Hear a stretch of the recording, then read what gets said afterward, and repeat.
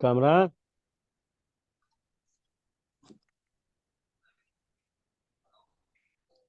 Of کرواؤ۔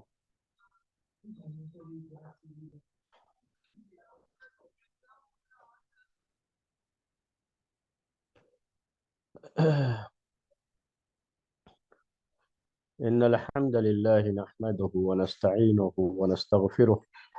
ونعوذ بالله من شرور أنفسنا ومن سيئات أعمالنا من يهده الله فلا مضل له ومن يضلله فلا هادي له وأشهد أن لا إله إلا الله وحده لا شريك له وأشهد أن محمدا عبده ورسوله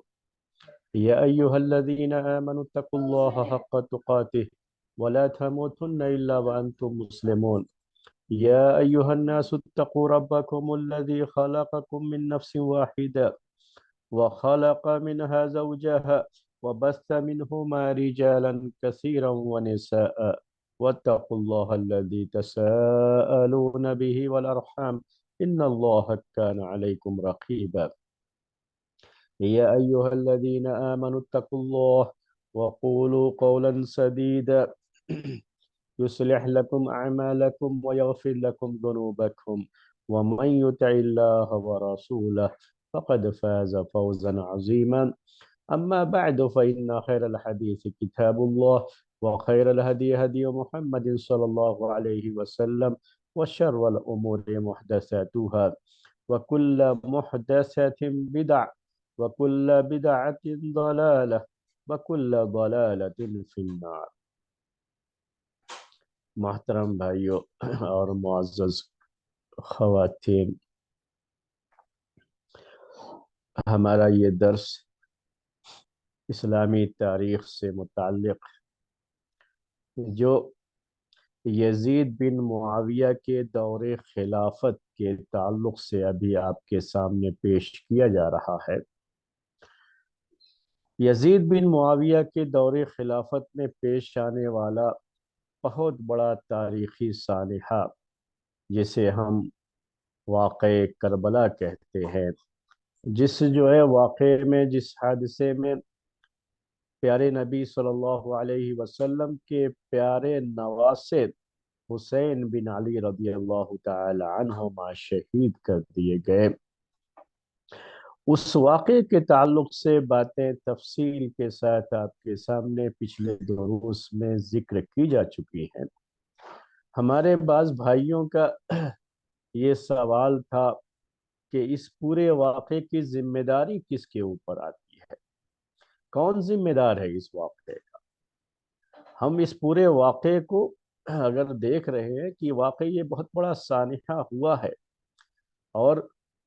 اللہ کے رسول صلی اللہ علیہ وسلم کے نواسے کو قتل کیا گیا ہے، اتنا بڑا یہ سانحہ ہے یہ، تو اس کی ذمہ داری کس کے اوپر آتی ہے، کون اس کے لیے رسپانسیبل ہے، یہ ایک بڑا اہم سوال ہے۔ یہ سوال بنتا ضرور ہے لیکن اس کے اوپر ہم بحث نہیں کرتے ہیں، لیکن چونکہ سوال آ چکا ہے اس لیے بہت ضروری ہے کہ جن بھائیوں کے ذہنوں میں بھی اس طرح کی بات ہے تو ہم اسے کلیئر کریں، کیوں اگر سوال نہ آتا تو ہم اس پر بحث نہیں کرتے۔ کیوں بحث نہیں کرتے؟ بحث نہ کرنے کی وجہ کیا ہے؟ کیوں ہم بحث نہیں کریں گے اس کے اوپر؟ ہم نے پہلے ایک مرتبہ آپ کے سامنے ایک ضابطہ بتایا ہے اس کے بارے میں کہ جو چیز ہو چکی ہے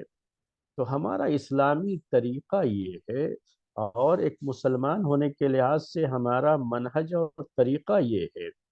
کہ ہم اگر کوئی مصیبت گزر چکی ہے تو اس کے بارے میں یہ کہتے ہیں کہ قدر اللہ وما شاء فعل،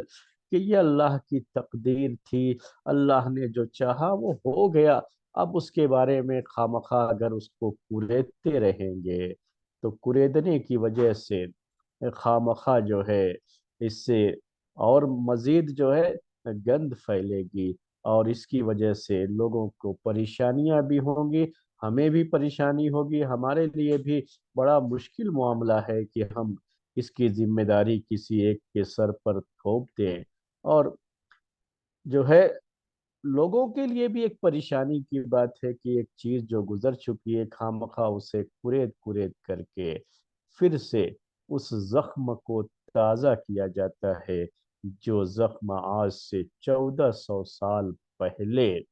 इस उम्मत के सीने पे लगा था। आज भी हम चाहते हैं कि उसको फिर से ताज़ा कर दें, हरा कर दें। जब जख्म ताज़ा होगा, हरा होगा, तो टेसें भी उठेंगी, तकलीफ भी होगी, परेशानी भी होगी। तो हम तो तारीख के लिहाज से ये बातें आपके सामने जिक्र कर रहे थे ताकि सही तारीख हमारे सामने आ सके। लेकिन किसी एक शख्स को हम इस सिलसिले में मौरिद इल्ज़ाम ठहराएं, या थोड़ा मुश्किल लफ्ज हो गया तो किसी एक को रिस्पॉन्सिबल बनाएं इसका कि इसी की जिम्मेदारी थी और इसी ने अपनी जिम्मेदारी सही तरीके से अदा नहीं किया, जिसकी वजह से ये सारी चीज़ें हुई हैं। तो ये बहरहाल एक गुजरे हुए वाक़े के ताल्लुक से इस तरह से किसी चीज़ को बयान करना, ये हमारा तरीक़ा नहीं होता। तो पहली बात तो ये थी। दूसरी बात इस सिलसिले में कि हम क्यों बयान करना नहीं चाहते और ये बयान करना हमारे लिए मुनासिब क्यों नहीं होता है। आज से 1400 साल पहले एक वाक़या हुआ है। जो लोग उस जमाने में थे वो शायद उसको बेहतर तरीके से समझ सकते थे जो उस जमाने में थे। लेकिन आज 1400 साल के बाद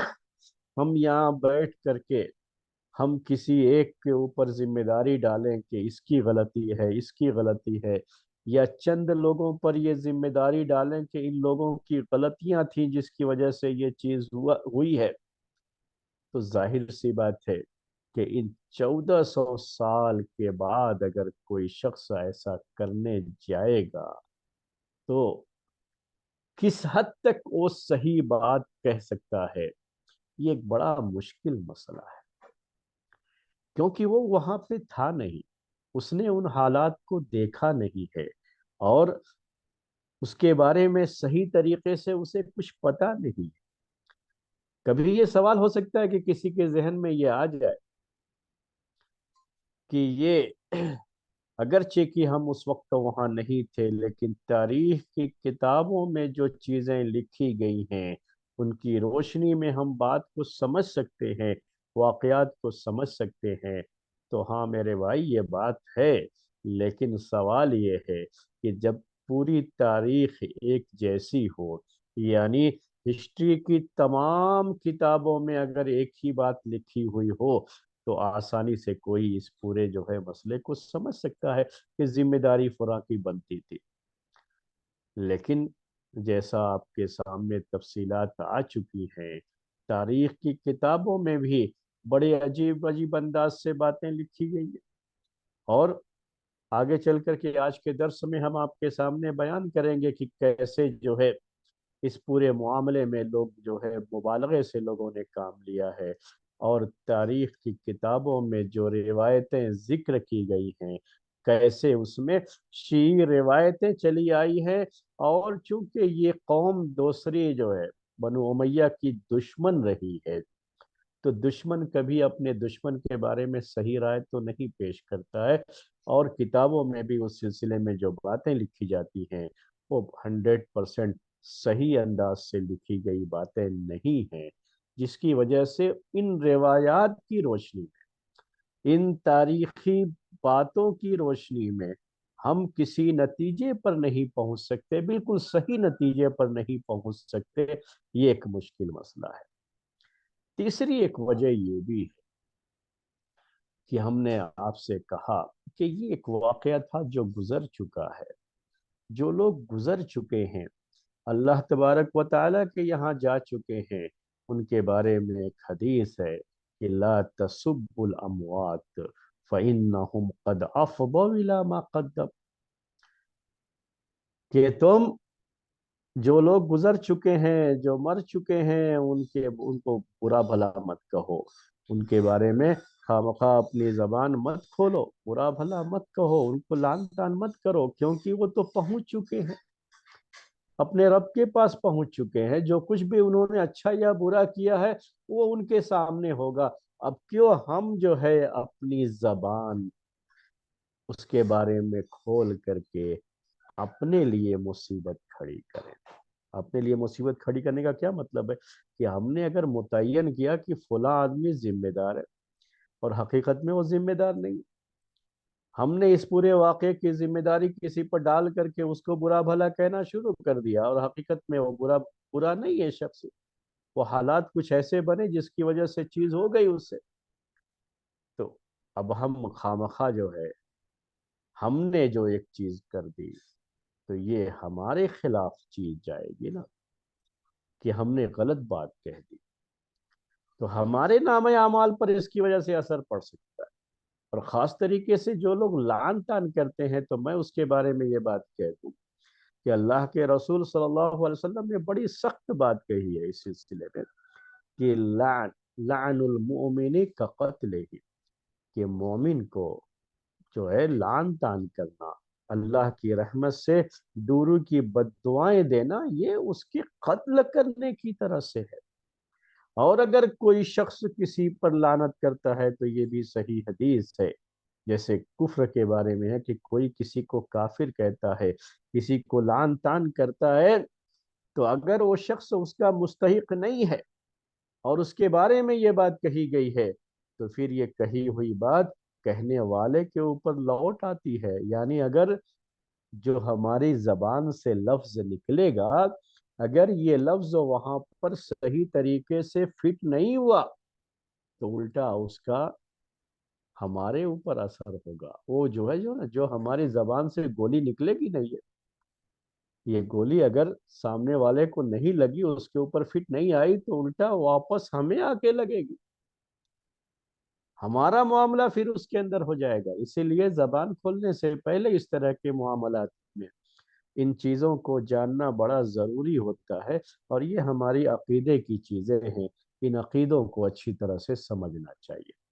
اب ہم آگے باتیں پیش کر رہے ہیں، اس کی روشنی میں آپ میری آگے کی بات کو سمجھیے گا، آج کے درس کو سمجھیے گا، کہ ہم جو بات پیش کر رہے ہیں ابھی آپ کے سامنے ذمہ داری کے تعلق سے، کہ یہ ذمہ داری کس کے اوپر آتی ہے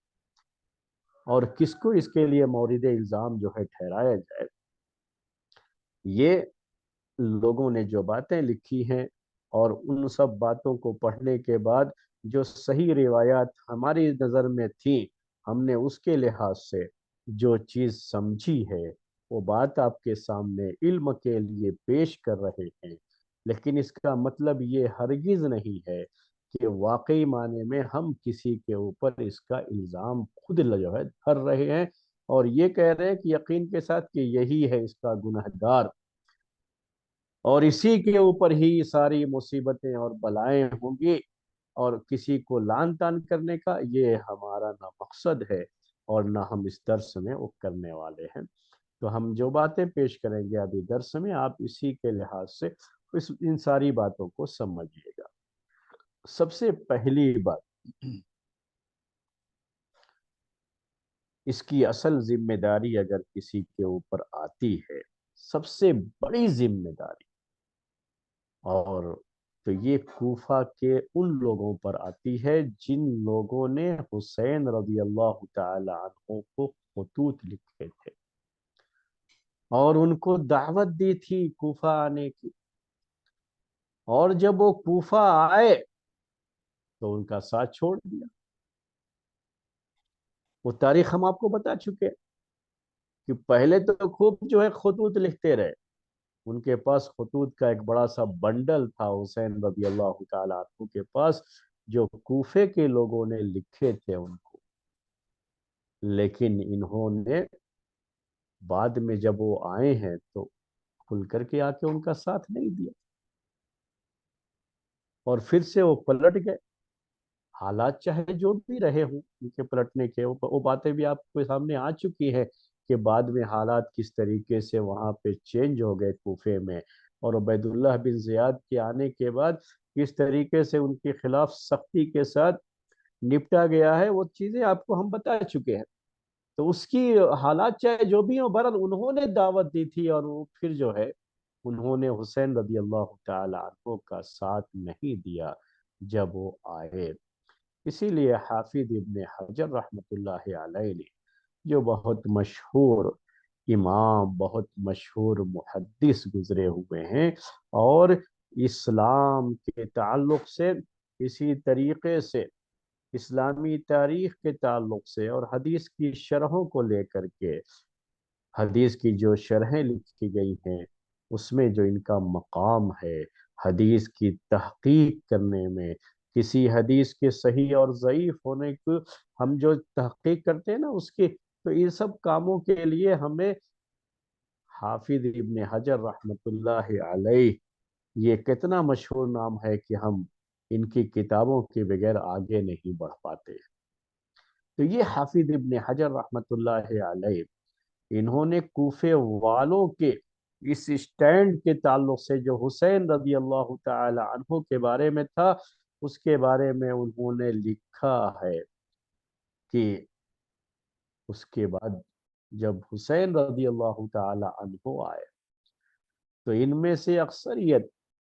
یہ لوگ ان کو بے یار و مددگار چھوڑ دیے، اور یہ لوگ چاہے خود سے چھوڑے ہوں یا ان کے اوپر جو ہے پریشر رہا ہو گورنمنٹ کا، حکومت کا، جو بھی معاملہ ہوا، بہرحال یہ لوگ ان سے پیچھے ہٹ گئے، انہوں نے ساتھ نہیں دیا حسین رضی اللہ تعالی عنہ کا۔ بلایا انہوں نے تھا، لیکن جب موقع آیا ساتھ دینے کا تو انہوں نے ساتھ نہیں دیا۔ اور جب حسین رضی اللہ تعالی عنہ اور ان کے ساتھیوں کا، ان کے گھر والوں کا کوفے کی فوج کے ساتھ مقابلہ ہوا، تو حسین رضی اللہ تعالی عنہ نے کوفے والوں کو، ان کے جو لیڈرز تھے ان کو جو ہے پکارا، یہ کہتے ہوئے نام لے کر کے کہ جو ہے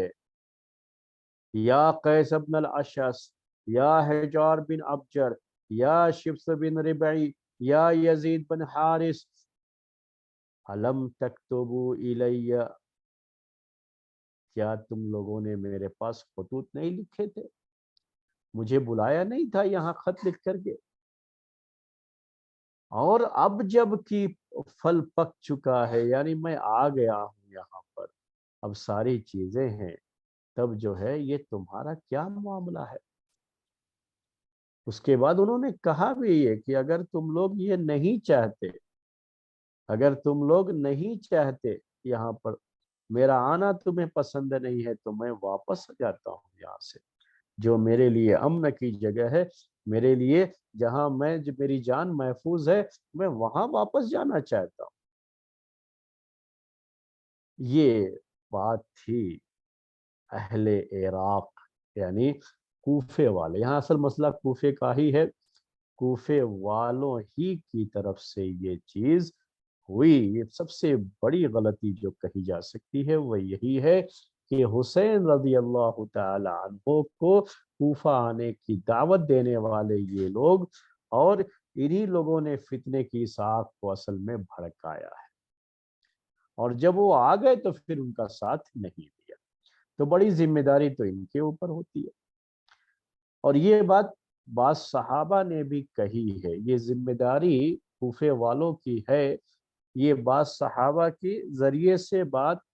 آئی ہوئی ہے، بعض جو ہے حدیث کی کتابوں میں بھی اس طرح کی بات ذکر کی گئی ہے، اسی لیے ہم نے اس کو پہلے نمبر پر آپ کے سامنے پیش کیا۔ دو حدیثیں اس کے بارے میں پیش کرتے ہیں آپ کے سامنے۔ ایک حدیث ہے ام سلمہ رضی اللہ تعالی عنہا، جب ان کے پاس حسین بن علی رضی اللہ تعالی عنہ کے شہید ہونے کی خبر پہنچتی ہے تو انہوں نے عراق والوں کو برا بھلا کہا، اور انہوں نے کہا کہ قتل کر دیا، انہوں نے قتل کر دیا، ان کو دھوکہ دیا عراق والوں نے حسین رضی اللہ تعالی عنہ، پہلے تو انہیں بلایا اور پھر بلا کر کے انہیں قتل کر دیا۔ تو انہوں نے ذمہ داری عراق والوں پر ہی ڈالی تھی اس کی، یعنی عراق سے مراد یہاں پر کوفہ والے ہیں، کیونکہ عراق ذرا یہ بڑا ایریا ہے، اس کا ایک جو ہے شہر ہے کوفہ، اور یہ خاص جو ہے کوفے میں ہی مسئلہ پیش آیا تھا۔ ابن عمر رضی اللہ تعالی عنہما سے بھی ایک حدیث اس سلسلے میں آئی ہے اور وہ بھی ایک صحیح حدیث ہے، اسی لیے ہم اس حدیث کو پیش کر رہے ہیں آپ کے سامنے۔ عبداللہ ابن عمر رضی اللہ تعالی عنہما نے کہا،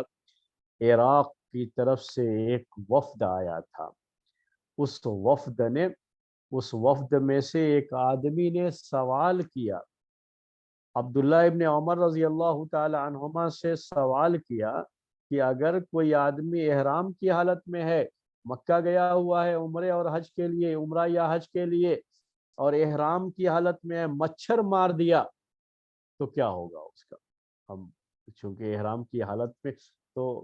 کوئی بھی چیز، سب چیزیں جو ہے منع ہوتی ہیں، بعض چیزوں کو قتل کرنے کی اجازت دی گئی ہے جو انسان کو بہت نقصان پہنچاتے ہیں، وہ 5 چیزیں حدیثوں میں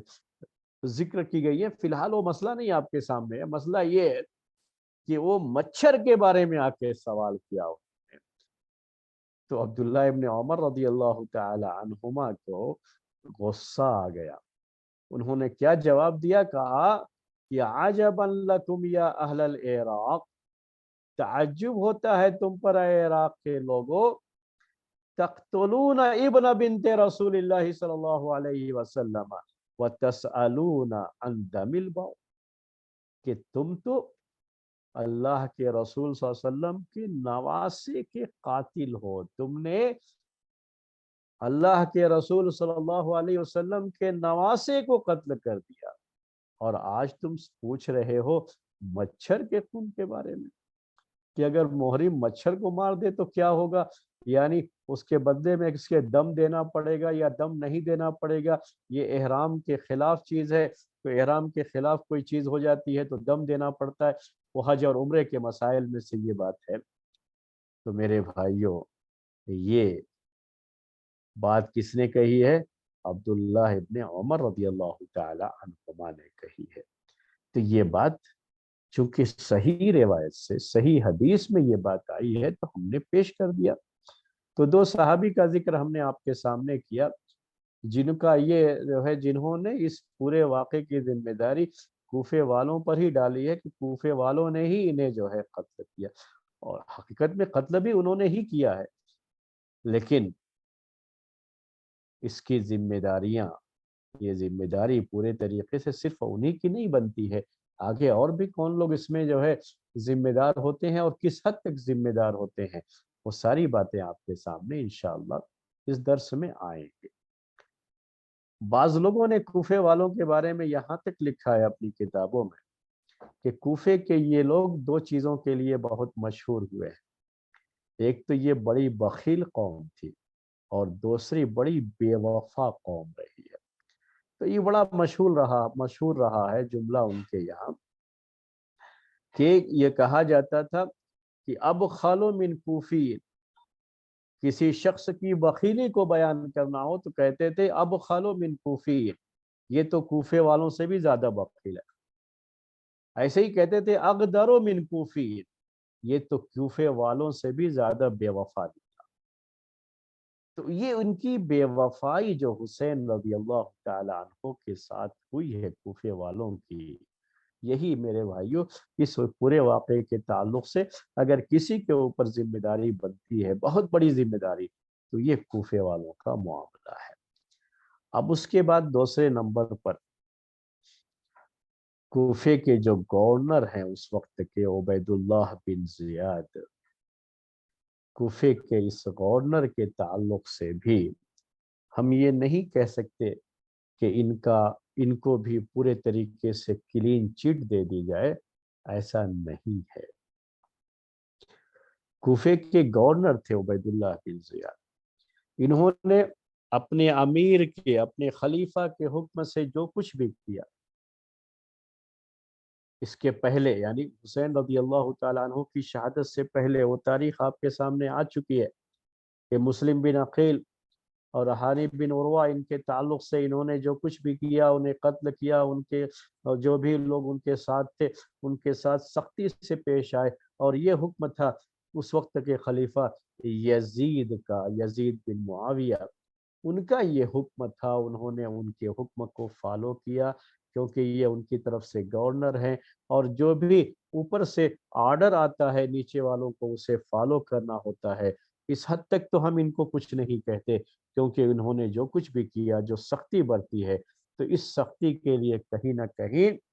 اصل خلیفہ کی طرف سے آرڈر آیا ہوا ہے، اور اس آرڈر کو انہوں نے صرف فالو کیا ہے، تو وہ ذمہ داری تو ان کے اوپر نہیں ڈال سکتے۔ لیکن تاریخی روایات یہ بتاتی ہیں کہ حسین رضی اللہ تعالی عنہ کے معاملے میں ایسا کچھ آرڈر نہیں تھا ان کو۔ کیوں نہیں تھا؟ کیونکہ یہ باتیں تاریخی روایات میں ہیں کہ جب یزید کے پاس حسین رضی اللہ تعالی عنہ کے قتل کی خبر پہنچی ہے، تو انہوں نے دکھ ظاہر کیا تھا، اور یہ بات بھی کہی تھی کہ اگر ہم نے تو ان کو قتل کرنے کے لیے نہیں کہا تھا، اور اتنا انہوں نے دکھایا، اس سے کم پر بھی ہم ان کے لیے راضی تھے۔ اس طرح کی بات میں اردو میں آپ کے سامنے بیان کر رہا ہوں۔ تو اس سے لگتا یہ ہے، ان روایتوں سے یہ پتا چلتا ہے کہ اس کو کم سے کم حسین رضی اللہ تعالیٰ عنہ کی طرف کے لیے ایسی کوئی ہدایت نہیں تھی کہ یہ ان کو قتل کر دیں، یا جو ہے ان کے ساتھ اس طرح کا سختی کا معاملہ کریں۔ ایسی کوئی ہدایت اوپر سے نہیں تھی۔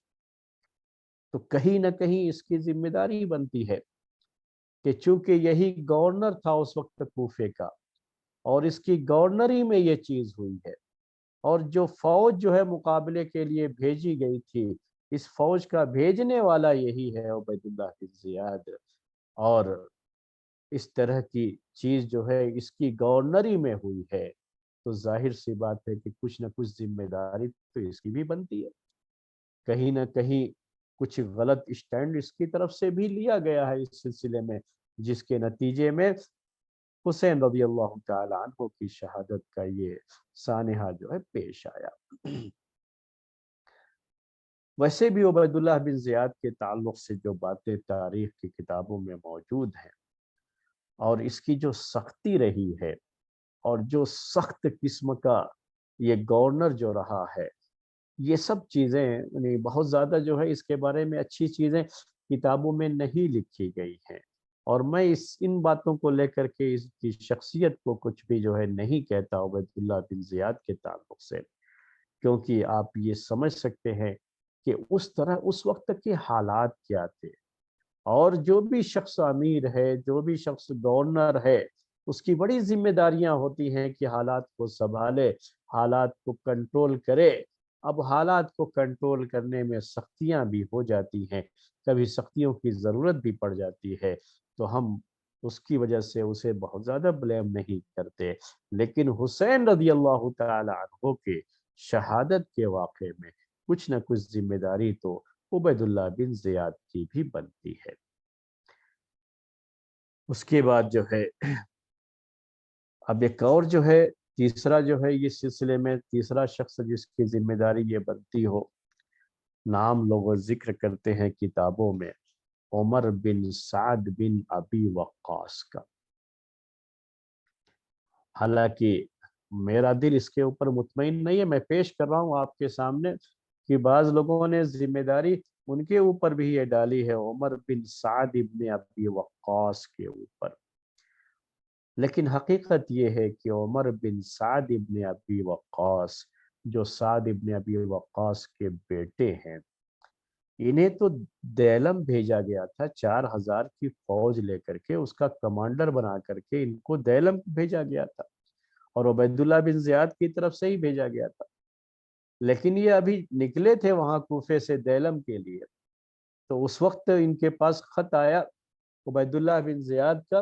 کہ آپ جو ہے حسین رضی اللہ تعالی عنہ جو آ رہے ہیں نا، ان کا مقابلہ کرنا ہے آپ کو، تو پوری فوج مقابلے کے لیے بھیج دیا۔ انہوں نے اپنے امیر کے آرڈر کو فالو کیا ہے، بس اتنا ہی ہے۔ انہوں نے اور کچھ نہیں کیا ہے، انہوں نے صرف اپنے امیر کے آرڈر کو فالو کیا ہے۔ اب یہ جو ہے جو لوگ بھی ان کا نام ذکر کرتے ہیں، وہ کس لحاظ سے کرتے ہیں کہ نہیں، انہیں انکار کر دینا چاہیے کہ نہیں ہم نہیں جائیں گے ان سے مقابلے کے لیے، یہ ان کو کرنا چاہیے تھا۔ بعض لوگ جو یہ لکھتے ہیں کہ نہیں، وہ آئے جب مقابلے کے، تو ان کو تو حسین رضی اللہ تعالیٰ عنہ کا ساتھ دینا چاہیے تھا، یعنی پوری فوج جو 4000 کی ان کے ساتھ تھی یہ لے کر کے ان کو جو ہے حسین رضی اللہ تعالیٰ عنہ کے ساتھ آ جانا چاہیے تھا۔ یہ غلطی ہے ان کی، اور اسی وجہ سے ذمہ داری ان کی بھی بنتی ہے۔ لیکن انصاف کے ساتھ اگر آپ سوچیں تو یہ گورنر جو کی طرف سے، عبید اللہ بن زیاد کی طرف سے جو آرڈر تھا، اور یہ فوج کے کمانڈر تھے، فوج کے کمانڈر کو جو آرڈر ہوتا ہے نا، فوج کا کمانڈر اس آرڈر کو فالو کرتا ہے، اور انہوں نے صرف اتنا ہی کیا ہے۔ اور بلکہ ان کی طرف سے تو کوشش یہ ہوئی ہے، یہ کوشش ہوئی تھی ان کی طرف سے کہ معاملہ یہ حل ہو جائے۔ انہوں نے یہ پورا جو ہے معاملہ عبید اللہ بن زیاد کے پاس بھیجا بھی تھا۔ حسین رضی اللہ تعالیٰ عنہ نے اپنی طرف سے جو 3 چیزیں پیش کی تھی، جو پہلے درس میں آپ کے سامنے آ چکی ہے، تو اس پورے معاملے کو انہوں نے بھیجا بھی تھا عبید اللہ بن زیاد کے پاس، اور وہاں شمل نام کے ایک شخص نے جو ہے تو تھوڑی سی جو ہے غلط جو ہے وہاں پر اس کا اسٹینڈ رہا، اس نے کہا نہیں یہ سب چیزیں قبول کرنے کی ضرورت نہیں ہے، اور جو ہے ان سے کہا جائے کہ نہیں ان کو بیعت کرنا ہے، اور یہیں پر بیعت کرنا ہے یزید کے لیے، یزید کی خلافت کے لیے، اور اس کے لیے ان پر سختی کی جائے۔ تو یہ چیز عمر بن سعد ابن ابی وقاص کی طرف سے جو ذمہ داری بن سکتی تھی انہوں نے کیا۔ بقیہ جو مقابلہ کرنے کا معاملہ ہے، تو چونکہ ان کے اوپر آرڈر تھا، اوپر سے آرڈر تھا، اس آرڈر کو انہیں فالو کرنا پڑا۔ اب یہ اس آرڈر کو چھوڑ کر کے بغاوت کر جاتے، اپنے امیر کے خلاف جاتے، اپنے خلیفہ کے خلاف جاتے، اور حسین رضی اللہ تعالیٰ عنہ کے ساتھ مل کر کے پھر ان سے جنگ کرتے، تو یہ بھی تو ایک بغاوت کی شکل ہوتی تھی کہ انہوں نے اپنے امیر کے خلاف بغاوت کر دی۔ میں نہیں سمجھتا کہ اس میں عمر بن سعد ابن ابی وقاص پر کسی طرح کی کوئی ذمہ داری بنتی ہے۔ یہ کمانڈر ضرور تھے، اس فوج کے کمانڈر تھے یہ، جس فوج نے حسین رضی اللہ تعالی عنہ کے ساتھ یہ مقابلہ کیا، لیکن یہ کمانڈر تھے فوج کے، اور ان کو بھیجا گیا تھا دیلم کی طرف۔ ایسا نہیں ہوا تھا کہ ان کو فوج کا کمانڈر بنا کر کے عبید اللہ بن زیاد نے یہ کہا چاچا جو ہے میں یہ فوج تیار کیا ہوں حسین کے خلاف لڑنے کے لیے، اور آپ اس کے کمانڈر ہیں، اور انہوں نے قبول کر لیا۔ ایسا کچھ نہیں تھا، یہ تو پہلے سے کمانڈر تھے ہی، اور یہ فوج جو ہے دیلم بھیجی جا رہی تھی جو ان کے ساتھ تھی، لیکن راستے میں جو آرڈر آیا کہ آپ پہلے یہاں ان کا راستہ روکیے اور ان کو کوفے میں داخل مت ہونے دیجیے، پھر جو واقعہ ہوا وہ آپ کے سامنے ہے۔ تو بہرحال بہت حد تک میں نہیں سمجھتا کہ عمر بن سعد بن ابی وقاص پر اس کی کوئی بڑی ذمہ داری بنتی ہے، کیونکہ انہوں نے جو کچھ بھی کیا ہے وہ اپنے امیر کے آرڈر کو فالو کرتے ہوئے کیا ہے، اور اپنی طرف سے ان کے مزاج میں کوئی سختی رہی ہو، یا حسین رضی اللہ تعالی عنہ کے تعلق سے ان کے دل میں ان کی محبت کی کچھ کمی رہی ہو، ایسا کچھ نہیں لگتا ہے ہمیں۔ ہمیں تو یہی لگتا ہے کہ یہ ان کے اوپر کوئی بہت بڑی ذمہ داری نہیں بنتی ہے، اس سے بڑی ذمہ داری عبید اللہ بن زیاد کی بنتی ہے، جو کہ کوفے کے گورنر تھے اس وقت۔ اب ایک اور جو ہے معاملہ ہے یزید بن معاویہ کا، سب سے زیادہ تو یہی مسئلہ چرچے میں آتا ہے۔ یزید بن معاویہ جو کہ وقت کے خلیفہ تھے، اور انہی کے ہاتھ پر بیعت کرنے کا معاملہ تھا، اور وہی بیعت نہیں کرنا چاہ رہے تھے حسین رضی اللہ تعالی عنہ، اور پورا معاملہ چونکہ اسی سے تعلق رکھتا ہے، اور چونکہ یہ خلیفہ ہے، تو خلیفہ ہونے کے لحاظ سے بعض لوگوں نے ذمہ داری ان کے اوپر بھی ڈالی ہے۔ تو یہ ذمہ داری ویسے ہے، اگر آپ اس کو سمجھنا چاہیں تو میں آپ کو آج کے دور کی ایک مثال پیش کرتا ہوں، کہ آج ہمارے اس ملک میں ایک مثال آپ کے سامنے پیش کرتا ہوں کہ اگر کہیں کوئی ریل درگھٹنا ہو جاتی ہے، ریل کو کوئی حادثہ پیش آ جاتا ہے، تو ظاہر سی بات ہے کہ جو ریل کرمچاری ہیں، کہیں نہ کہیں ان سے کوئی چوک ہو جاتی ہے، کوئی غلطی ہو جاتی ہے، تو ریل کو حادثہ پیش آیا، کوئی ٹیکنیکل معاملہ بھی ہو سکتا ہے، اس طرح کی کوئی بھی چیز ہو سکتی ہے۔ لیکن ان سب کے باوجود جو ریل منتری ہوتا ہے اس کے اوپر بھی یہ ذمہ داری ڈالی جاتی ہے نا، تو آپ نے ایسا بہت سنا ہوگا ہمارے اس ملک میں کہ بعض ریل منتری ان کے جو ہے دور میں جب کوئی ریل کو حادثہ ہوا تو انہوں نے اپنے عہدے سے استعفیٰ دے دیا، یعنی ذمہ داری قبول کرتے ہوئے استعفیٰ دیا۔ تو یہ ہوتا ہے کہ جب کوئی شخص خلیفہ ہے تو اس کی خلافت کے زمانے میں کوئی واقعہ پیش آئے گا اس طرح کا، تو جو اصل ذمہ دار ہوتا ہے کہیں نہ کہیں اس کی ذمہ داری بھی اس میں بنتی ہے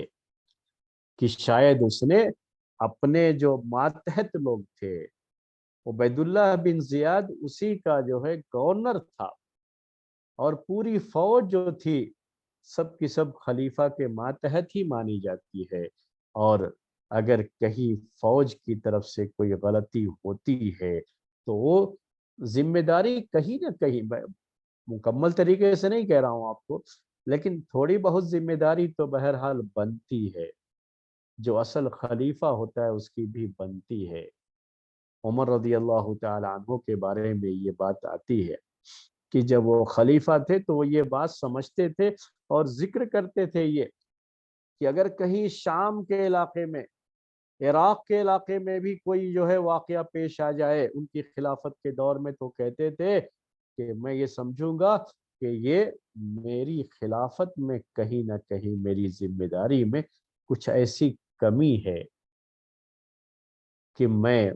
صحیح طریقے سے انہیں گائیڈ نہیں کر سکا پورے معاملے میں، تاکہ اس طرح کا کوئی حادثہ، کوئی چیز کو ٹالا جا سکے۔ تو کہیں نہ کہیں ذمہ داری بنتی ہے، جو بڑے عہدے پر ہوتا ہے اس کی ذمہ داری تو بنتی ہے میرے بھائیوں۔ میں یہ نہیں کہہ رہا ہوں، یہ یاد رکھ لیجیے گا، میں یہ نہیں کہہ رہا ہوں کہ یزید نے ہی قتل کیا ہے، اور اس کا قاتل جیسے عام طریقے سے ہمارے یہاں لوگ ذکر کرتے ہیں، اور یزید کے نام کو اس پورے واقعے کے ساتھ اتنی غلط انداز سے جوڑ دیا گیا ہے کہ آپ جب اشعار وغیرہ پڑھیں گے اردو کے تو آپ کو معلوم ہوگا کہ یہ پوری ذمہ داری لوگ یزید کے اوپر ہی ڈال دیتے۔ یہ پوری ذمہ داری کی بات نہیں کر رہا ہوں، میں کیا کہنا چاہ رہا ہوں، پوری اصل ذمہ داری کن کے اوپر آتی ہے وہ شروع میں آپ کے سامنے بات آ چکی ہے، لیکن ہم پورے طریقے سے یزید کو بھی کلین چیٹ نہیں دے سکتے اس معاملے میں۔ کس حیثیت سے؟ اس حیثیت سے کہ وہ خلیفہ ہے، تو خلیفہ ہونے کے لحاظ سے خلیفہ کا مقام بڑا اونچا ہوتا ہے، تو اس کی ذمہ داریاں بھی بہت اونچی ہوتی ہیں، بڑے اعلیٰ درجے کی ہوتی ہیں، اور بڑے اعلیٰ انداز سے ہی ان ذمہ داریوں کو نبھایا بھی جاتا ہے، یہ ضروری ہوتا ہے۔ تو بہت ضروری تھا یزید کے لیے بھی کہ لوگوں کو، خاص طریقے سے عبید اللہ بن زیاد کو، سخت قسم کا یہ پیغام بھیجنا چاہیے تھا کہ آپ نواسے رسول کے ساتھ کسی طرح کی بدتمیزی نہ پیش آئیں، یا ان کی جان کو کوئی خطرہ نہ ہو، اس طرح کے سخت قسم کے جو ہے آرڈرز ہونے چاہیے تھے گورنر کے پاس، لیکن ایسا کچھ نہیں تھا، اور عبید اللہ بن زیاد نے جو کچھ بھی کیا بہرحال، تو یہ سب چیزیں چونکہ اس کے خلافت کے دور میں ہوئی ہے تو خلیفہ ہونے کے لحاظ سے تھوڑی ذمہ داری ان کے اوپر بھی آتی ہے، لیکن ان کو مکمل طریقے سے اس کا ذمہ دار نہیں بنایا جا سکتا۔ اور یہاں تک اردو میں میں آپ کو صرف ایک شعر سناتا ہوں، اور لوگ اس شعر کا بڑا چرچا کرتے ہیں، بہت جو ہے، یہاں تک کہ ہمارے جو مدارس ہیں، اسلامی مدارس اور ہمارے اہل حدیثوں کے مدارس، ان میں بھی جو ہے طلبہ تقریروں میں اس شعر کو پڑھتے رہے ہیں کہ قتل حسین اصل میں مرگ یزید ہے، اسلام زندہ ہوتا ہے ہر کربلا کے بعد۔ تو یہ اس کو پیش کر، تو حسین رضی اللہ تعالیٰ عنہ کے قتل کو براہ راست، یعنی انڈائریکٹ نہیں، ڈائریکٹ طریقے سے یزید سے اس کو جوڑ دیتے ہیں، اور یہ غلط ہے۔ یہ پوری ذمہ داری یزید پر نہیں آتی ہے، اگر کچھ تھوڑی بہت آتی ہے تو صرف اس لحاظ سے کہ چونکہ خلیفہ وقت ہیں یہ، تو خلیفہ وقت ہونے کے لحاظ سے ان کے اوپر تھوڑی ذمہ داری آتی ہے، لیکن یہ بھی یاد رکھ لیجئے گا کہ اگر کوئی خلیفہ ہے یا کوئی امیر المؤمنین ہے اور اس کے عہد خلافت میں اگر کسی سے کوئی غلطی ہو جاتی ہے تو اس غلطی کا پوری ذمہ داری اس کے اوپر نہیں ڈالی جا سکتی، ورنہ اللہ کے رسول صلی اللہ علیہ وسلم کے زمانے میں بعض صحابہ سے بھی بعض غلطیاں ہوئی ہیں، تو کیا آپ وہ ذمہ داری اللہ کے رسول صلی اللہ علیہ وسلم پر ڈال دیں گے؟ پورے طریقے سے ڈال دیں گے آپ یہ ذمہ داری؟ بلکہ کیا ادنا بھی یعنی تھوڑا سا بھی اس کا کوئی حصہ آپ ڈالنا چاہیں گے؟ ہرگز ہرگز۔ ایک مرتبہ ایسا ہوا، اسامہ رضی اللہ تعالیٰ عنہ کے تعلق سے بھی یہ بات آئی ہے، اور خالد بن ولید رضی اللہ تعالیٰ عنہ کے تعلق سے بھی بات آئی ہے کہ جنگ کے میدان میں یہ کمانڈر بنا کر کے بھیجے گئے تھے، تو جنگ کے میدان میں ایسا ہوا کہ ایک شخص سے مقابلہ ہو رہا ہے، اس کو انہوں نے بالکل زمین پر گرا دیا، اب آخری وار ہے، بس ختم۔ اس وقت وہ شخص کلمہ پڑھ لیتا ہے، اشہد ان لا الہ الا اللہ، پھر بھی مار دیتے ہیں اسامہ رضی اللہ تعالیٰ۔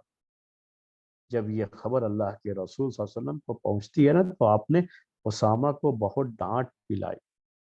اور کہا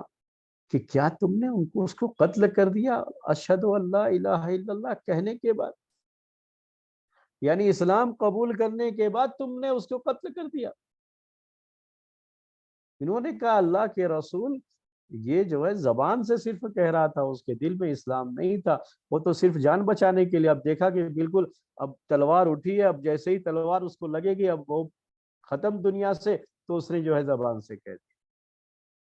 تو اللہ کے رسول صلی اللہ علیہ وسلم نے بگڑ کر کے کہا کہ اللہ شققت قلبہ، کہ کیا تم نے اس کے دل کو چیر کے دیکھا تھا کہ اس میں اسلام ہے یا نہیں؟ تو یہ مسئلہ ہے میرے بھائی، یہ معاملہ ہے، اور اس چیز کو ہمیں سمجھنا ہے۔ صرف اس وجہ سے پوری ذمہ داری کسی کے اوپر نہیں ڈال سکتے کہ وہ خلیفہ ہے۔ آپ تھوڑی بہت یہ کہہ سکتے ہیں، لیکن مکمل طریقے سے یہ ذمہ داری اس کے اوپر نہیں ڈالی جا سکتی۔ ابوبکر صدیق رضی اللہ تعالیٰ عنہ کے دور میں کچھ چیزیں ہوتی ہیں، عمر رضی اللہ تعالیٰ عنہ کے دور میں کچھ چیزیں ہوتی ہیں، مختلف جو ہے دور میں کچھ سے کچھ چیزیں ہوتی ہیں لوگوں کی طرف سے، تو کیا ہم وہ پوری ذمہ داری اس وقت کے خلیفہ پہ ڈال دیں گے؟ پوری ذمہ داری تو نہیں ڈالی جا سکتی۔ یہ بات بہرحال ہم آپ کے سامنے پیش کر رہے تھے، ان جو ہے کہ ذمہ داری کس کے اوپر آتی ہے، تو جو بات آئی آپ کے سامنے اس کو اگر ہم خلاصہ بیان کریں تو یہی ہے کہ اس کی بڑی ذمہ داری تو کوفے والوں پر ہی آتی ہے، کوفے والے جنہوں نے ان کا ساتھ نہیں دیا ہے، اور ان کے قتل میں جو لوگ شریک تھے وہ سب کوفے والے ہی تھے۔ وہ کوئی شام سے فوج نہیں آئی تھی، یا جو ہے یزید نے الگ سے کوئی فوج اس کے لیے نہیں بھیجی تھی جو ہے، اور نہ اس کے کوئی آدمی تھے، شامی لوگ اس میں شریک بھی نہیں تھے، وہ کوفے والے ہی تھے، وہی لوگ اس میں شامل تھے جو لوگ خط لکھ کر کے پہلے ان کو بلائے تھے، وہ لوگ جو ہے انہوں نے بے وفائی کی، اور کوفے کی یہ فوج جو اصل میں یہ فوج بھیجی جا رہی تھی دیلم کی طرف، جس کا ذکر ہم نے آپ کے سامنے کیا،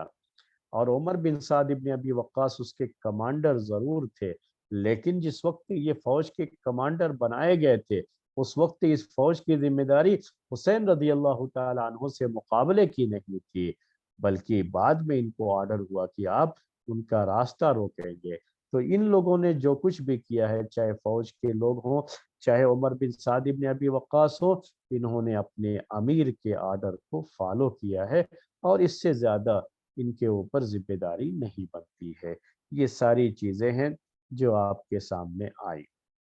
اب اس سارے معاملے کو لے کر کے یزید کو جو برا بھلا کہا جاتا ہے، تو یہ یزید کو برا بھلا کہنا کیسا ہے؟ یزید کے بارے میں بھی بات آپ کے سامنے آپ کے سامنے آ چکی کہ کس حد تک ذمہ داری بنتی ہے اس کی، وہ بات آپ کے سامنے آئی ہے۔ تو کیا یزید کو اس معاملے کو لے کر کے اس کو لعن طعن کرنا، اس کو برا بھلا کرنا، اس کے لیے بد دعائیں دینا اور لعنتیں بھیجنا اس کے اوپر، جو ابھی اس طرح کی چیزیں بہت زیادہ ہو چکی ہیں، تو کیا ایسا کرنا صحیح ہے؟ تو یزید کے تعلق سے بات یاد رکھ لیجئے کہ کہا جاتا ہے کہ یزید کے تعلق سے لوگ 3 خانوں میں بٹے ہوئے، 3 حصوں میں لوگ بٹے ہوئے۔ تو پہلی جماعت ایسی ہے یزید کو لے کر کے، جو یزید کو تو بالکل کافر، منافق اور نہ جانے کیا کیا القاب ان کے حق میں جو ہے، کن کن القاب سے ان کو نوازتے ہیں۔ صرف یزید کی بات ہی کیا ہے، ان کے والد معاویہ رضی اللہ تعالی عنہ کے ایمان کے بارے میں بھی ان کی جو باتیں ہیں وہ نفاق والی ہیں۔ وہ سمجھتے ہیں کہ وہ بھی منافق تھے اور ان کے دلوں میں ایمان نہیں تھا۔ تو ایک طرف تو ایسی جماعت بھی موجود ہے دنیا کے اندر جو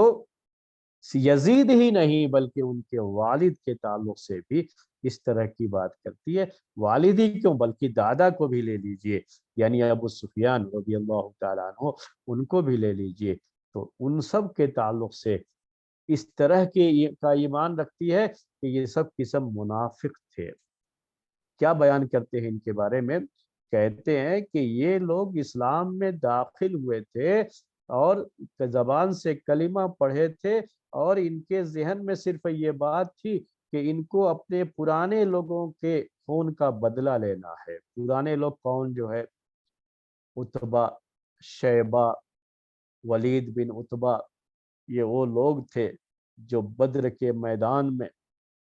آئے تھے، اور بدر کے میدان میں یہ لوگ مارے گئے تھے،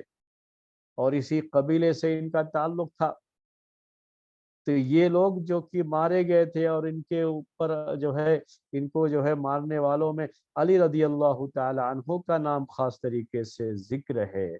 تو چونکہ علی رضی اللہ تعالی عنہ نے بدر کے میدان میں ان کے قبیلے کے کچھ لوگوں کو قتل کیا تھا، مارا تھا، تو یہ دشمنی تھی جو دلوں میں بیٹھی ہوئی تھی، اور اسی دشمنی کی وجہ سے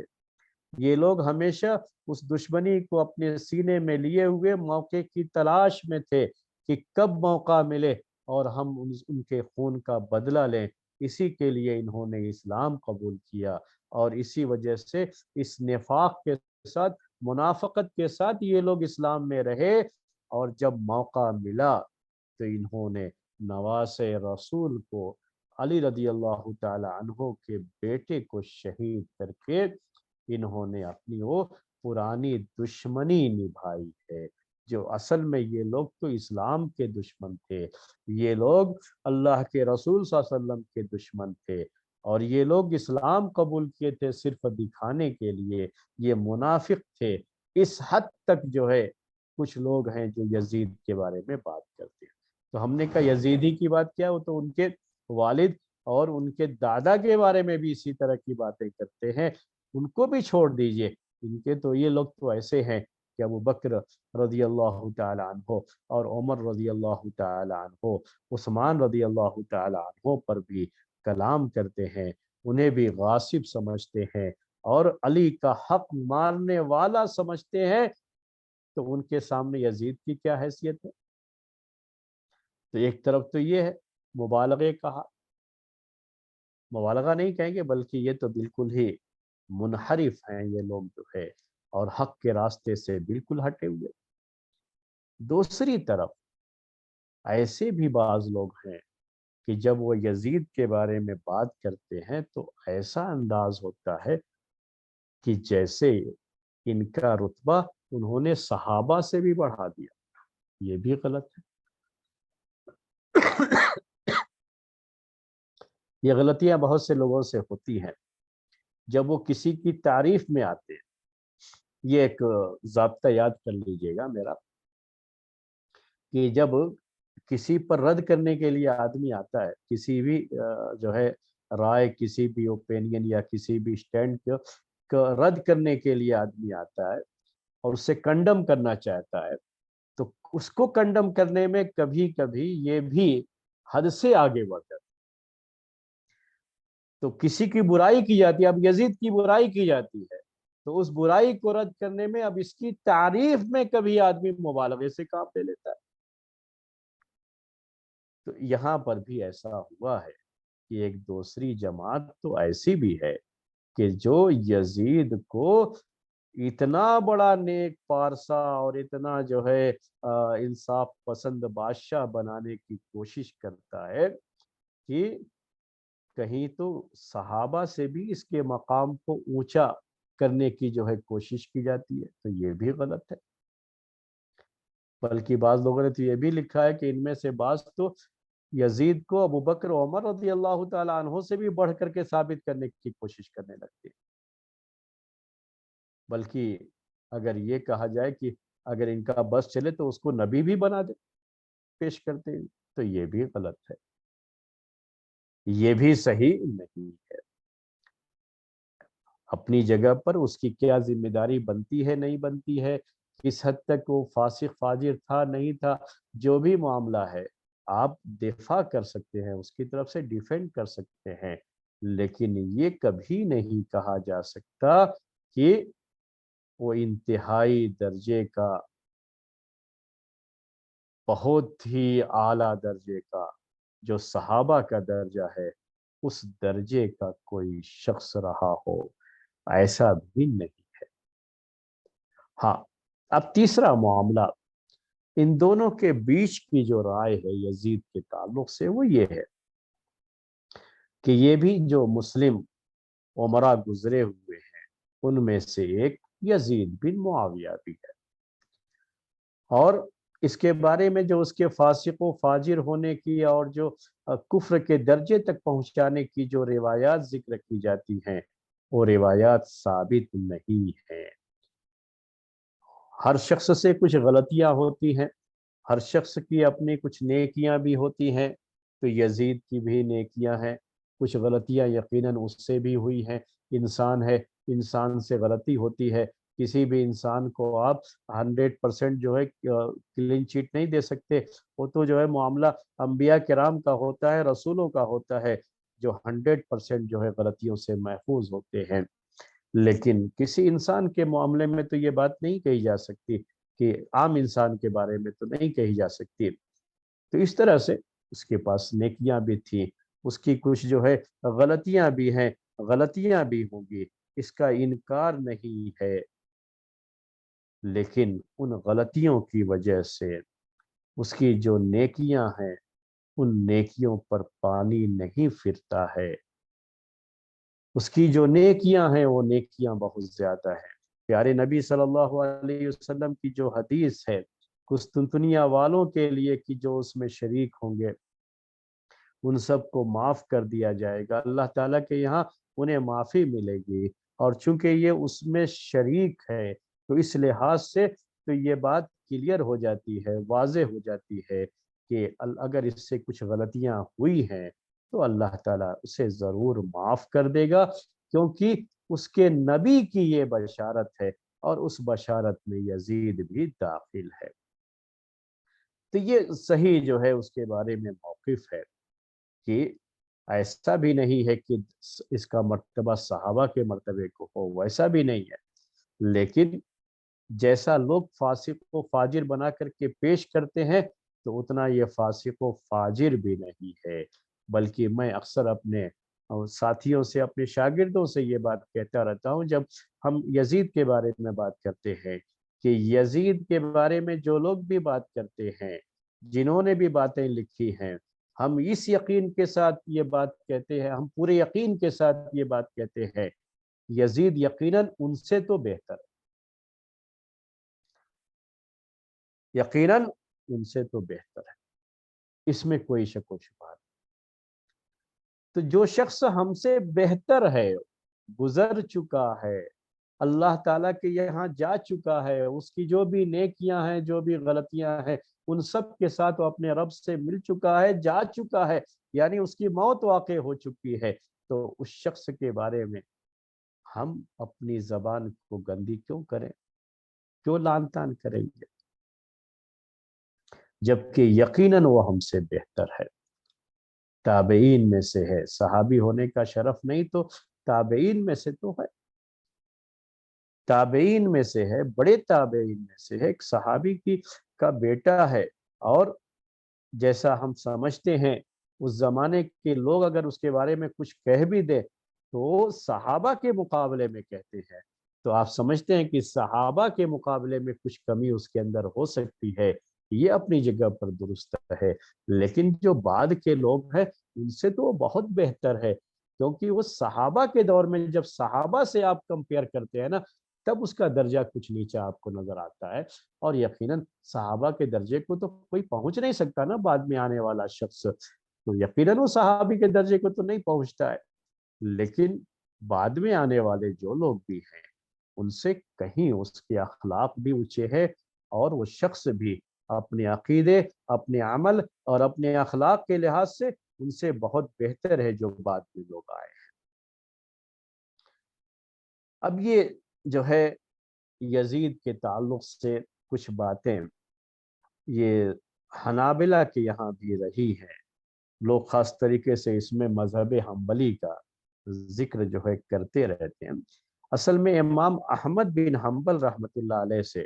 کچھ باتیں آئی ہیں یزید کے تعلق سے، ان سے کچھ سوالات کیے گئے تھے یزید کے بارے میں، تو امام احمد بن حنبل رحمۃ اللہ علیہ نے کیا جواب دیا تھا، میں دو تین باتیں آپ کے سامنے پیش کرتا ہوں، شاید وقت ہمارا پورا ہو رہا ہے تاریخ کا، لیکن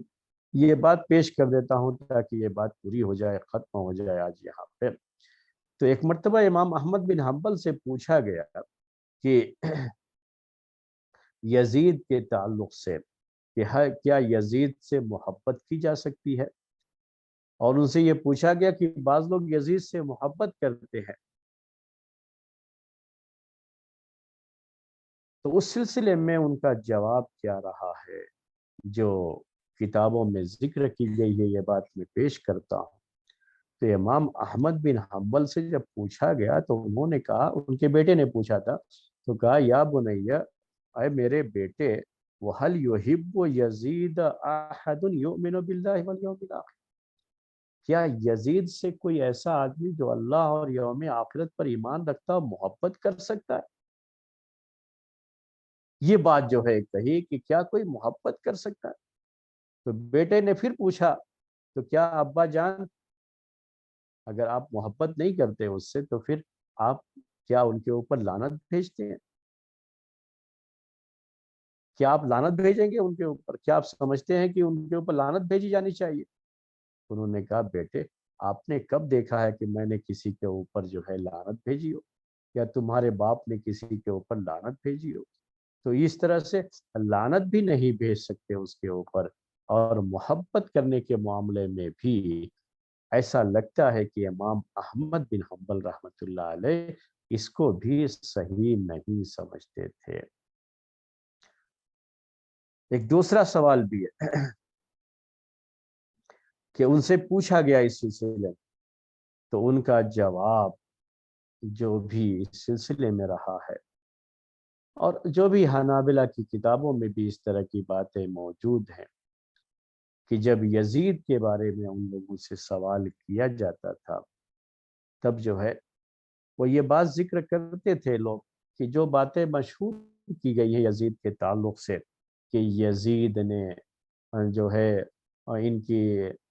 حرمتوں کو پامال کیا تھا، اور حسین رضی اللہ تعالی عنہ کے گھر والوں کی عزت، اہل بیت کی عزت کو اپنے پیروں تلے روندا ہے، جو اس طرح کی چیزیں مشہور کی گئی ہیں، ان کے مال اور جائیداد پر قبضہ کرنے کا، یہ ساری باتیں ظاہر سی باتیں ثابت نہیں ہیں، لیکن یہ بات بھی ذکر ہے ان کی کتابوں میں کہ اس سے محبت بھی نہیں کی جائے گی، اور اس کو گالی گلوج بھی نہیں کیا جائے گا، یعنی نہ اس سے محبت کریں گے اور نہ ہی برا بھلا کہیں گے، یہ باتیں جو ہے موجود ہیں ان کی کتابوں میں، اور اس طرح کی باتیں شیخ الاسلام ابن تیمیہ رحمۃ اللہ علیہ نے بھی ذکر کی ہیں اپنے فتاویٰ میں۔ یہ حنابلہ کے تعلق سے بات ہے کہ نہ محبت کریں گے اور نہ ہی برا بھلا کہیں گے، دونوں طرح کی چیزیں جو ہے موجود ہیں۔ امام ابن تیمیہ رحمۃ اللہ علیہ کے تعلق سے یہ بات خاص طریقے سے آئی ہوئی ہے کہ جو ہے وہ اس طرح کے معاملات میں ان کا جو موقف ہوتا تھا وہ یہ ہوتا تھا کہ جتنا آدمی کے اندر ایمان ہے اس کے لحاظ سے اس کی محبت ہوگی، اور جتنا فسق ہے اس کے اندر، اس کے لحاظ سے، اس کے فسق کے لحاظ سے جو ہے اس کے ساتھ جو معاملہ ہوگا، فسق کا معاملہ، یعنی جو فسق کو تو محبت نہیں کر سکتے، اس سے محبت تو نہیں ہو سکتی، تو اسی وقت اسی حد تک اس سے محبت نہیں بھی ہوگی، تو ساتھ محبت ہوگی اور محبت نہیں بھی ہوگی، دونوں چیزیں۔ تو محبت اس حیثیت سے کہ جو اس کے پاس ایمان ہے، جو اچھے عمل ہیں، اس کے لحاظ سے محبت، اور جو کچھ غلط چیزیں اس کی طرف سے ہوئی ہیں اس کے لحاظ سے اس سے جو ہے اتنی نفرت۔ تو یہ دونوں چیزیں کسی ایک شخص کے تعلق سے ہو سکتی ہیں۔ اس طرح کی باتیں جو ہے ان کے، یعنی ان کے اسٹینڈ میں اس طرح کی چیزیں رہی ہیں اور اس طرح کی باتیں ان سے جو ہے آئی ہوئی ہیں۔ اس کے بعد اس طرح کی بات کی جو ہے یزید پر لعن طعن کیا جائے تو یہ کسی لحاظ سے بھی صحیح نہیں ہے، کسی لحاظ سے بھی صحیح نہیں۔ یہ الگ بات ہے کہ بعض علماء حنابلہ ان سے یہ بات آئی ہے کہ وہ لوگ لعن طعن کرتے بھی تھے، جس میں ایک بہت مشہور نام ہے ابو الفرج جوزی کا، ابن الجوزی رحمۃ اللہ علیہ، ان کا بھی نام ہے کہ انہوں نے بھی یزید پر لعن طعن کیا ہے۔ اور بھی جو ہے بعض نام حنابلہ کے جو ہے اس سلسلے میں ذکر کیے گئے ہیں کہ ان کی کتابوں میں یہ چیز موجود ہے کہ انہوں نے لعن طعن کیا ہے، لیکن صحیح بات یہی ہے کہ یزید کے تعلق سے لعن طعن کرنا یہ صحیح نہیں ہے، بلکہ محبت کے تعلق سے کہ ہم یزید سے محبت رکھیں گے۔ اور بعض علماء حنابلہ یا بعض دوسرے علماء اس بات کے قائل رہے ہیں کہ ان سے محبت کی جانی چاہیے اور ان سے محبت ہونی چاہیے۔ اس میں سے امام غزالی کا ذکر آتا ہے کہ امام غزالی رحمۃ اللہ علیہ اس بات کے قائل تھے کہ یزید سے محبت ہونی چاہیے۔ بہرحال ایک جو ہے جنرل بات ہم نے آپ کے سامنے اس سلسلے میں پیش کر دی ہے کہ کوئی بھی مومن جو پہلے گزر چکا ہے، کوئی بھی مومن جتنا اس کے پاس ایمان رہا ہے، جو خیر رہا ہے، جو نیکیاں رہی ہیں، اس حد تک اس سے محبت کی جائے گی، اور اگر کہیں کچھ غلطی اس سے رہی ہے، غلطی ہوئی ہے، تو اس حد تک اس سے، اس غلطی کی وجہ سے اس حد تک نفرت ہو۔ تو یہ دو چیزیں ایک شخص کے تعلق سے ہو سکتی ہیں، اس میں کوئی مسئلہ نہیں ہے، لیکن یزید کا جہاں تک معاملہ ہے تو ہم تو یہ سمجھتے ہیں کہ یزید بعد میں آنے والے بہت سے لوگوں کے مقابلے میں یزید بہت بہتر ہے۔ اور لعن طعن کے تعلق سے تو کسی متعین شخص جو کہ واقعی بہت برا ہو اور مستحق ہو لعنت کا، جیسے جو ہے یہ آتا ہے کہ جو ہے جھوٹ بولنے والوں پر اللہ کی لعنت، ہمارے سامنے ایک شخص نے جھوٹ بولا ہے اور ہم جانتے ہیں کہ یہ جھوٹا آدمی ہے، لیکن پھر بھی ہم متعین کر کے اس پر لعنت نہیں بھیج سکتے نا۔ شراب کا پینے والا لعنت ہی ہوتا ہے، اس پر لعنت بھیجی گئی ہے، لیکن کسی متعین آدمی پر ہم لعنت تو نہیں بھیج سکتے۔ یہ تو اسلام میں چیز جائز نہیں ہے کہ کسی متعین شخص کو اس طرح سے لعن طعن کیا جائے۔ تو جو بھی معاملہ میں نے آپ سے کہا کہ ہے یزید کا، اس زمانے کے لوگ اگر اس کے اوپر کوئی بات کہتے بھی ہیں میرے بھائیوں، تو وہ صحابہ کے مقابلے میں کہتے ہیں، تو اس کا ایمان یا اس کا عمل اس درجے کا نہ رہا ہو جس درجے کا ایمان اور عمل صحابہ کا رہا ہے، تو یہ اپنی جگہ پر درست ہے، لیکن اس کی وجہ سے ہم اس کو برا بھلا نہیں کہہ سکتے کہ وہ پھر بھی ان سے بہت بہتر ہے جو بعد میں آئے ہوئے لوگ ہیں، اور ہم ہمیشہ اسی لحاظ سے اس کی قدر کرنا چاہتے ہیں، اور اس کی محبت بھی، کیونکہ وہ محبت جو کسی مومن کے تعلق سے ہوتی ہے، کیونکہ ہم اس کو مومن مانتے ہیں نا، ایمان والا مانتے ہیں نا، کوئی کافر مشرک تو نہیں مانتے یزید کو کہ اسے محبت نہیں کر سکتے۔ تو جو ایمان والوں کی محبت دلوں میں ہونی چاہیے وہ محبت बहरहाल हमारे दिलों में भी यजीद के ताल्लुक से होनी चाहिए, और इस लिहाज से उसका अगर कोई दिफा भी करता है, क्योंकि अगर मुखालिफ उसके ताल्लुक से गलत बातें पेश करता है तो उसका दिफा और उसका डिफेंस करना, इसमें भी कोई हरज की बात नहीं है। हमेशा से हमारे उलमा ने उसका डिफेंस भी किया है, उसका दिफा भी किया है, और ये बात भी याद रखनी चाहिए कि उसके ताल्लुक से और उसके फिस्को फजूर को लेकर के जो किस्से कहानियां लोग पेश करते हैं, ये सिर्फ किस्से और कहानियां हैं, इनका हकीकत से कोई ताल्लुक नहीं है। और बाज हदीसें जो उसकी खिलाफत को लेकर के या उसकी इमारत को लेकर के जो पेश की जाती हैं, और ये साबित करने की कोशिश की जाती है कि ये इंतहाई फासिक व फाजिर किस्म का अमीर या खलीफा रहा है, तो वो सारी हदीसें मेरे भाइयों या तो बिल्कुल मौजू दर्जे की हैं या ज़ईफ हैं, उसका कोई एतबार नहीं। बहुत कम जो है यानी कम दर्जे की जो ज़ईफ है हदीस इस सिलसिले में, सिर्फ एक हदीस आपके सामने पेश करता हूँ जो हदीस की किताबों में मौजूद है, और वो मुस्नद अबी आला एक हदीस की मशहूर किताब है, उसमें ये हदीस मौजूद है। उसमें इसे कहा गया है कि ला यज़ालु अम्र उम्मती काइमन, कि मेरी उम्मत का मामला बिल्कुल दुरुस्त रहेगा, जो है कायम रहेगा, यहाँ तक कि बनी उमैया का एक आदमी आकर के इसे दागदार करेगा जिसका नाम यजीद होगा। यानी यजीद के नाम के साथ इस तरह से ये एक हदीस है जो पेश की जाती है, लेकिन ये भी ज़ईफ हदीस है, और उसकी बुराई के ताल्लुक से कोई भी सही रिवायत नहीं है। जितनी भी रिवायतें हैं सब की सब ज़ईफ और मौजू दर्जे की हैं, और उस जमाने की घड़ी हुई रिवायतें ये हैं जिस जमाने में बनु उमैया के खिलाफ बहुत ज्यादा जो है प्रोपगंडे किए गए और जो है हदीसें गढ़ी गई के खिलाफ, उसी जमाने की गढ़ी हुई हदीसें हैं जो कि यजीद के ताल्लुक से पेश की गई हैं। तो मेरे भाइयों ये पूरा खुलासा है यजीद के ताल्लुक से जो हमने आपके सामने पेश किया है, और